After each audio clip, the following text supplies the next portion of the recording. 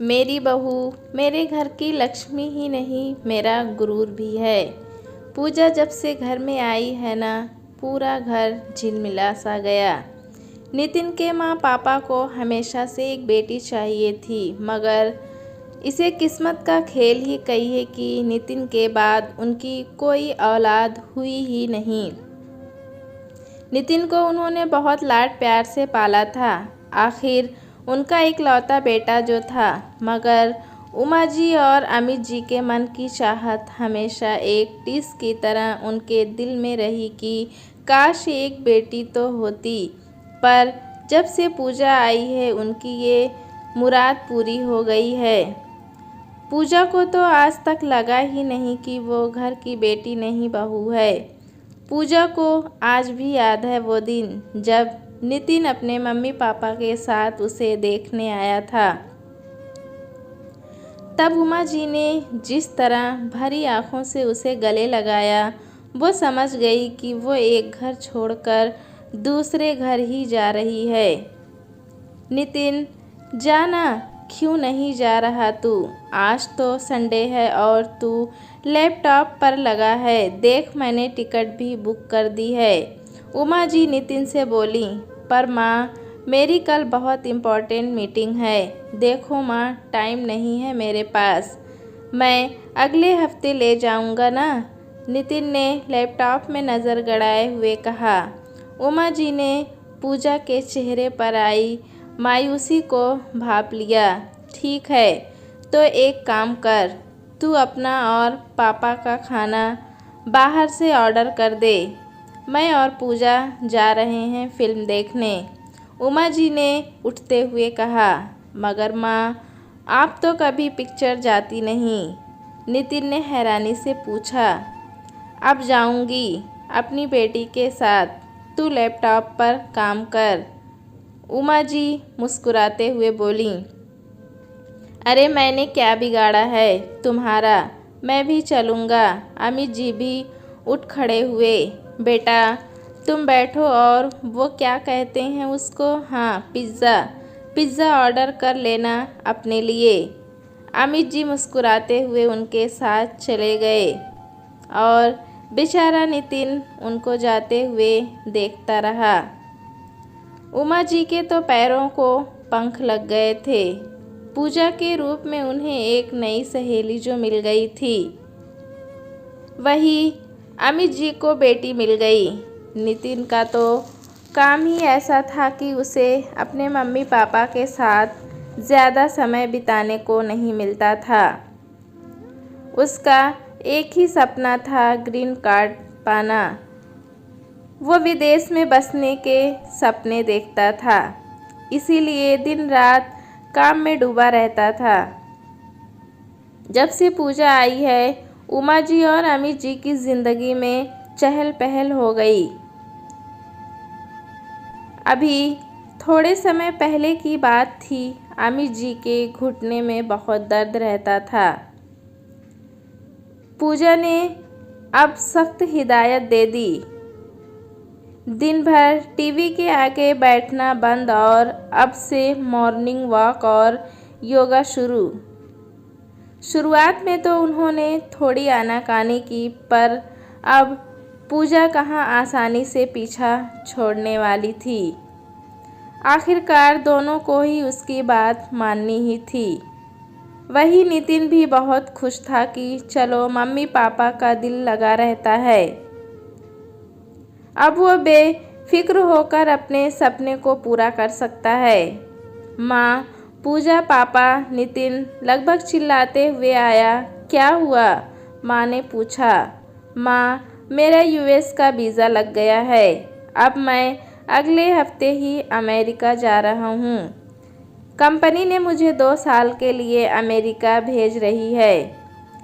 नितिन की खुशी की कोई सीमा ही नहीं थी। देखना माँ, मैं जल्द ही वहाँ आप तीनों को बुला लूँगा। हम तीनों वहाँ साथ ही रहेंगे, नितिन ने माँ को गोल गोल घुमाते हुए कहा। बेटा तू पूजा को ले जा, हम बाद में आते रहेंगे, पापा ने कहा। नहीं पापा, अभी पॉसिबल नहीं, पर मैं जल्द ही आप लोगों को वीज़ा लगवाने की कोशिश करता हूँ।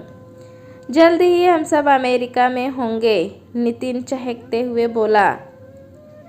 नितिन की तैयारियां शुरू हो गई। पूजा का मन उदास था, मगर वो ये सोचकर खुश थी कि आखिर नितिन का सपना सच होने जा रहा है। पूजा, मैं बहुत खुशकिस्मत हूँ कि तुम मेरी ज़िंदगी में हो। मैं जल्द ही तुम्हें अपने पास बुला लूँगा। अपना ख्याल रखना, नितिन ने पूजा को गले लगाते हुए कहा। सब एयरपोर्ट पर उसे छोड़ने गए। पूजा भीगी आंखों के साथ उसे विदा कराई। पूजा के प्रति उमा जी, अमित जी का प्यार और बढ़ गया। कब वो उनकी बहू से बेटी और न जाने कब वो बेटा बन गई, पता ही नहीं चला। पापा, आपने फिर से चॉकलेट खाई। कितनी बार मुझे आपको मना करना पड़ेगा। आप सच में ना उस लल्लन के बच्चे को तो बताती हूँ, वही रोज़ चॉकलेट लाकर देता है ना आपको। पूजा ने गुस्से में कहा। अमित जी ने बचपना दिखाते हुए कान पकड़ लिए। पूजा चाह कर भी अपनी हंसी रोक नहीं पाई।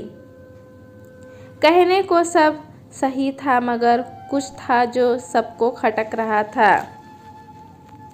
नितिन को अमेरिका गए 8 महीने से ज़्यादा हो गए। वो कोई ना कोई बहाना बनाकर वीज़ा टालता रहा। माँ, मुझे समय दो, यहाँ आप सब कैसे रहेंगे? मैं जल्द ही कुछ इंतज़ाम करता हूँ।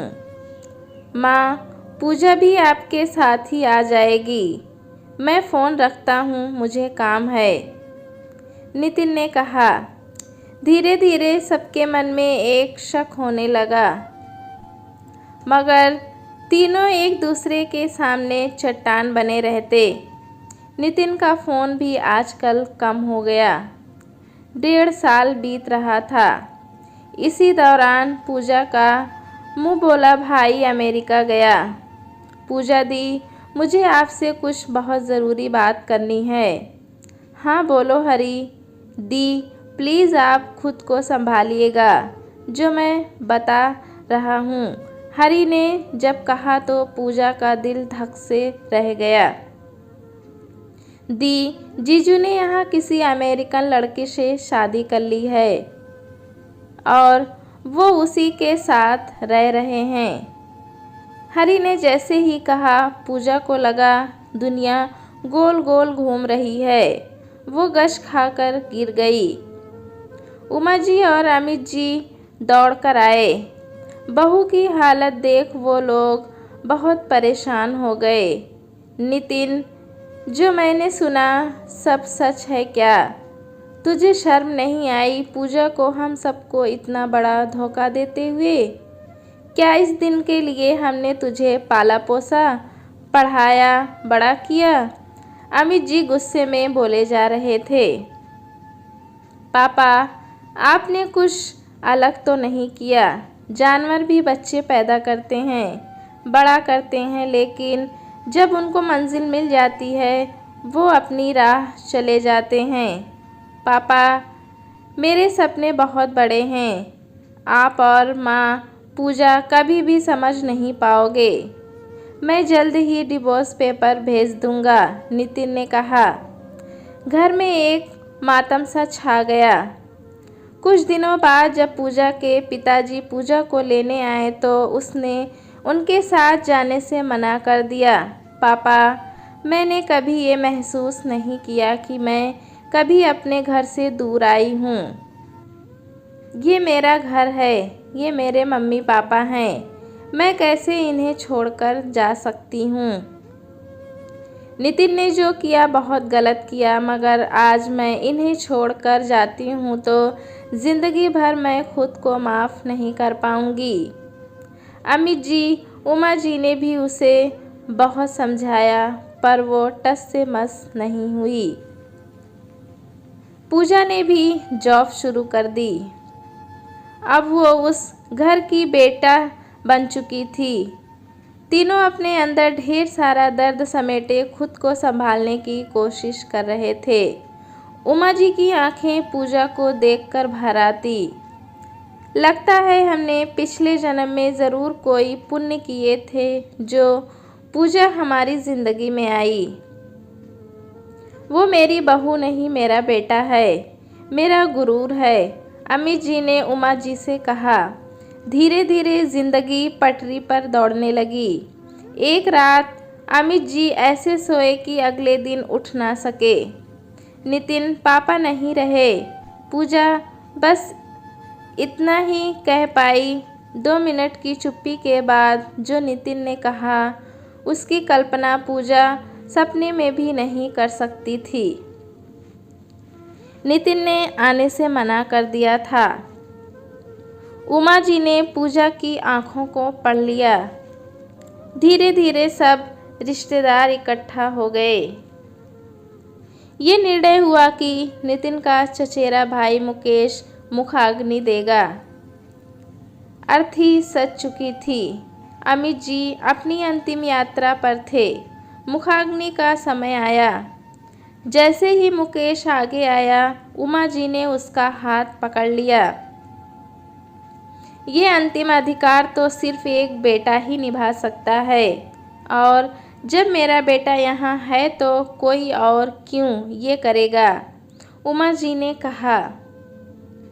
पूजा, अपने बाबूजी को मुखाग्नि तुम ही दोगी। और उमा जी ने अपना सब कुछ पूजा के नाम कर दिया। अब उनका नितिन से कोई वास्ता नहीं था। अब जो कुछ भी उनके लिए थी पूजा थी।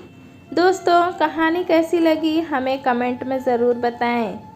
चैनल पे नए हैं तो एक लाइक और सब्सक्राइब करना ना भूलें।